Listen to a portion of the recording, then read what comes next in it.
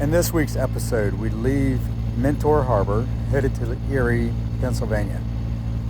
On the way to Erie, Pennsylvania, our alternator started reading incorrectly. And when I went down and looked at it, noticed that the belt had become loose. Luckily, in Erie, the mechanic there was able to repair it for free, actually. And while there, we found a nice Mexican restaurant that night, and then the next day we headed out toward Dunkirk.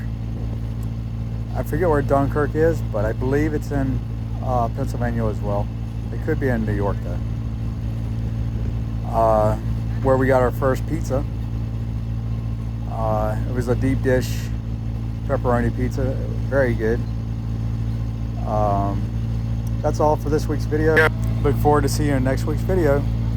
Thank you.